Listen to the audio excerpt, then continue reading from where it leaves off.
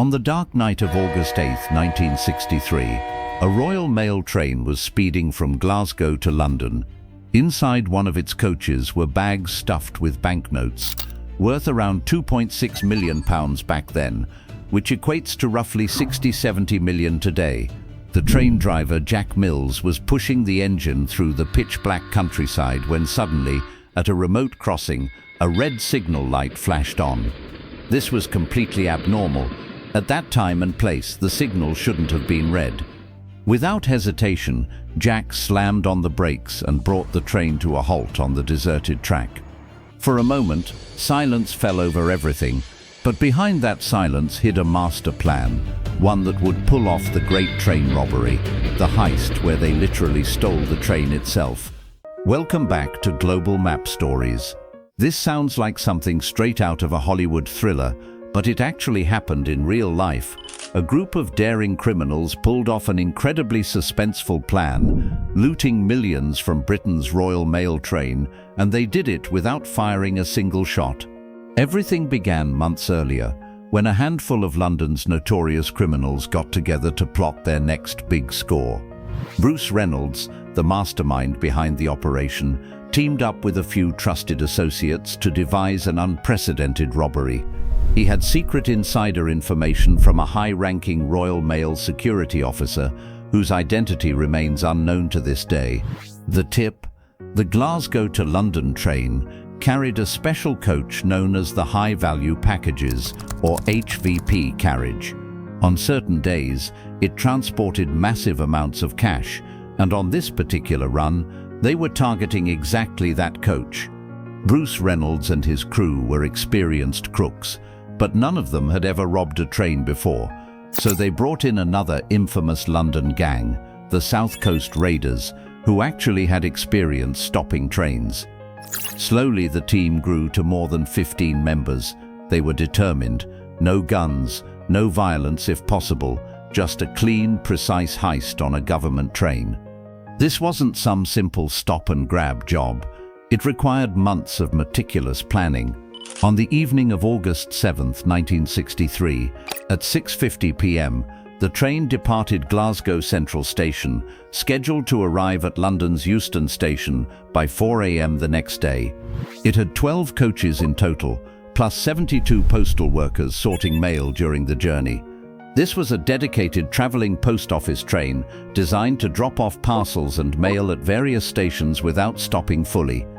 At each stop, local postal staff would hang mailbags on elevated hooks. As the train slowed through the platform, workers inside would snag them with nets, while outgoing bags were tossed out, all without halting the train. The target HVP coach wasn't even attached yet when the train left Glasgow.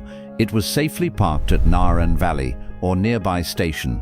This HVP carriage usually carried around £300,000 in cash, but because the previous weekend had been a bank holiday, an unusually huge amount, close to £3 million, was loaded that night.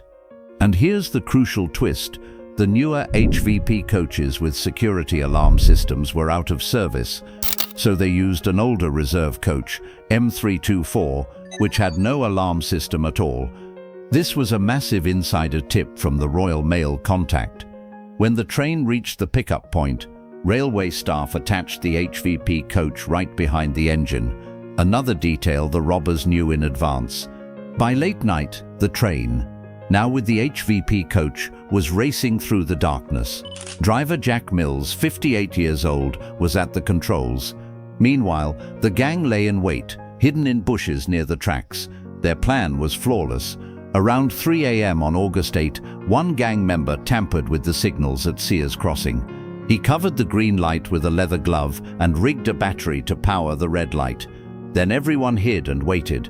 When the train approached, Jack Mills saw the red signal and, surprised, since Royal Mail trains usually weren't stopped here, braked hard and stopped right at the signal post. Silence again. The assistant driver, called the second man, climbed down to use the line-side telephone to contact the signalman. But the line had been cut, part of the plan. As he turned back toward the engine, robbers emerged from the bushes, overpowered him, and climbed aboard from both sides. Jack Mills resisted, so one robber struck him on the head with an iron bar. He collapsed, unconscious, in the driver's seat. While chaos unfolded in the cab, other gang members uncoupled the engine and the first two coaches, including the HVP, from the rest of the train. Their plan: move the front section about 1 kilometer down the track to Bridego Bridge, where their trucks waited. They even brought a retired railway driver to operate the train. Everything went according to plan, until the replacement driver saw the unfamiliar controls of this locomotive and panicked. He had never operated this model. Forced to act, the gang revived Jack Mills just enough to make him drive the short distance.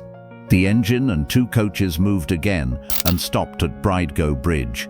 The rest of the train stayed behind. The postal workers there had no idea what was happening. At the bridge, the robbers smashed open the HVP coach doors, overpowered the 5 staff inside, causing some injuries, tied them up face down with ropes, and got to work.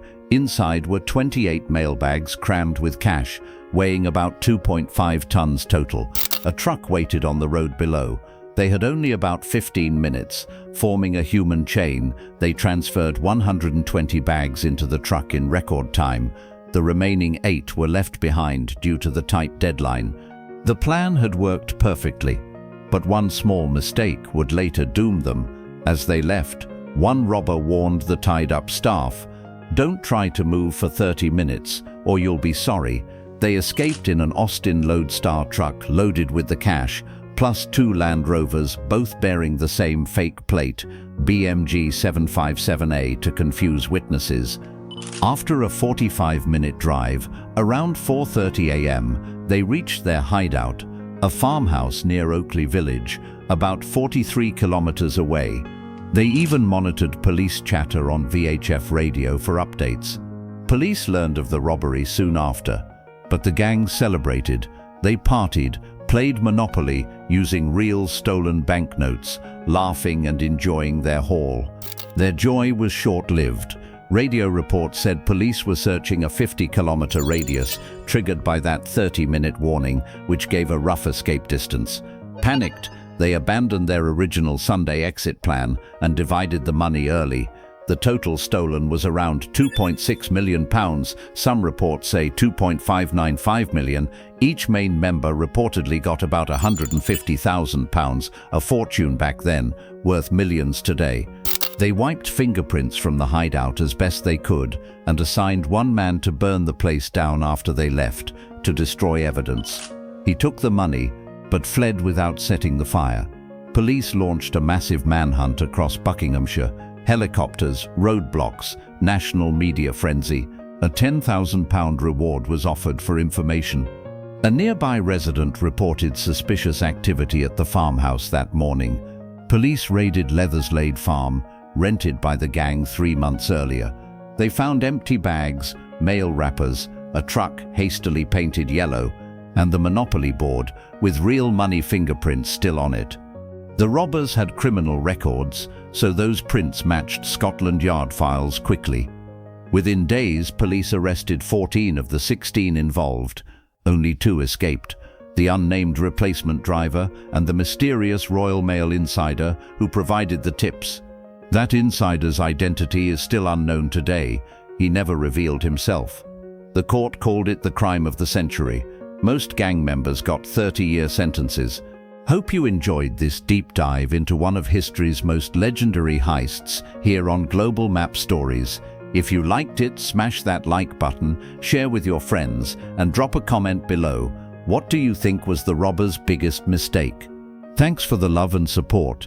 See you in the next epic story.